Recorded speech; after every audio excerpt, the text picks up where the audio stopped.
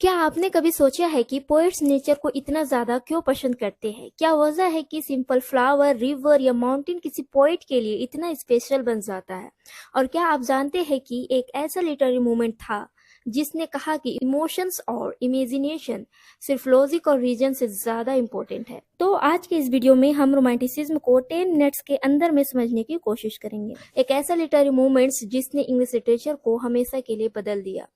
अगर आप English literature के स्टूडेंट हैं तो ये टॉपिक आपके एग्जाम्स और लिटरेरी अंडरस्टैंडिंग दोनों के लिए बहुत इंपॉर्टेंट है। यहाँ पे हम एक बार आपको क्लियर कर देते हैं कि हम किस किस चीज के ऊपर फोकस करेंगे। सबसे पहले हम जानेंगे कि व्हाट इज रोमांटिसिज्म। देन हम बात करेंगे व्हाई डिड रोमांटिसिज्म बिगिन। इसके बाद हम इसके की कैरेक्टरिस्टिक्स को जानेंगे। देन मेजर रोमांटिक पोएट के ऊपर थोड़ा सा बात करेंगे।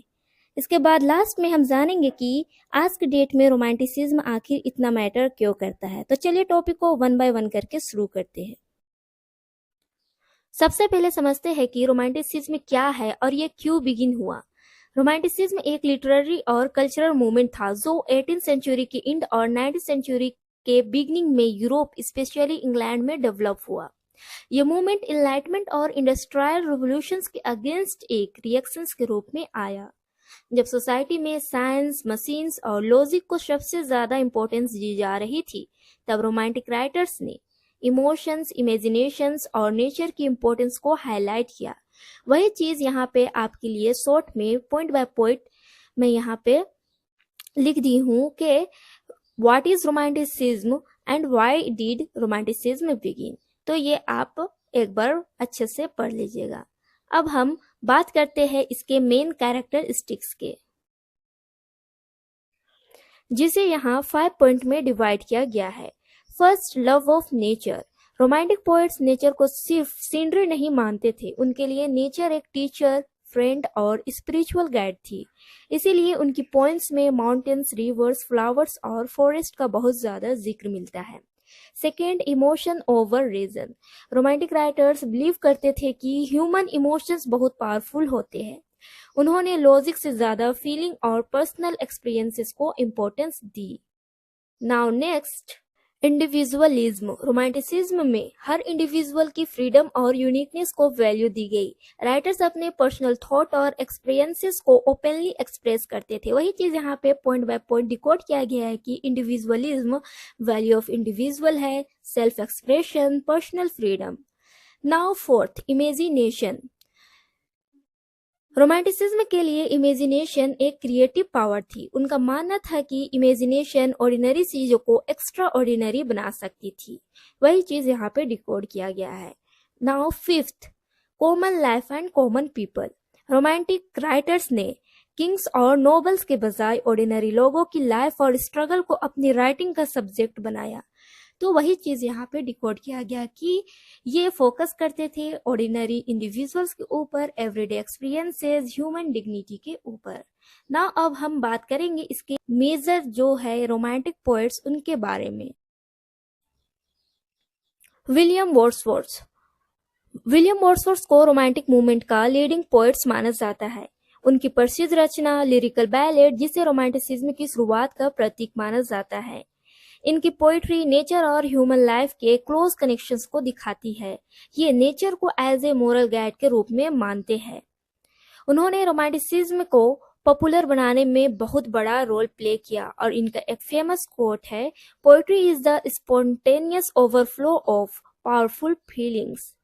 नाउ नेक्स्ट हम बात करते हैं सैमुअल टेलर कोलरिज की।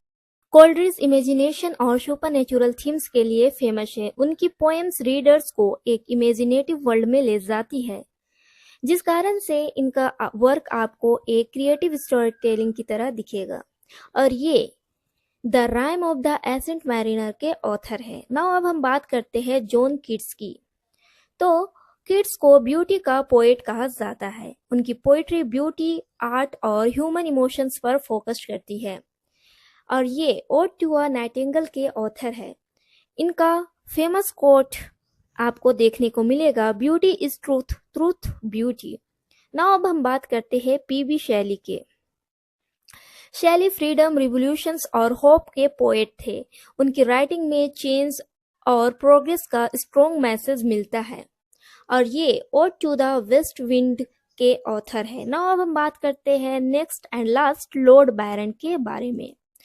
बायरन अपनी रिविलियस पर्सनालिटी और यूनिक पोएटिक स्टाइल के लिए फेमस थे और ये बहुत सारे रोमांटिक फिगर्स को इन्फ्लुएंस किए। नाउ अब हम नेक्स्ट टॉपिक के ऊपर जाते हैं, जो कि है व्हाई रोमांटिसिज्म मैटर्स टुडे। आज भी रोमांटिसिज्म हमारी लाइफ में रिलेवेंट है। जब हम नेचर में पीस ढूंढते हैं, अपनी फीलिंग्स को एक्सप्रेस करते हैं या क्रिएटिव काम करते हैं, तब हम रोमांटिक आइडियाज को फॉलो कर रहे होते हैं। रोमांटिसिज्म हमें सिखाती है कि इंसान सिर्फ लॉजिक से नहीं बल्कि इमोशंस और इमेजिनेशन से बनी है। तो इसी को यहाँ पे रिवीजन के पॉइंट ऑफ व्यू से शॉर्ट में लिखा गया है कि why romanticism matters today. It encourage creativity, appreciates nature, values human emotions, promotes individual freedom and inspires artistic expression। तो आज हम जाने की रोमांटिसिज्म क्या है, इसकी मेन कैरेक्टरिस्टिक्स क्या है और इसके मेजर पोएट्स कौन है और ये आज की डेट में क्यों मैटर करते हैं। तो आप इसे एक लाइन में बोल सकते हैं कि romanticism is a literary movement that celebrates emotion, imagination, individuality and nature over reason and industrialization। So friend, this is all about romanticism।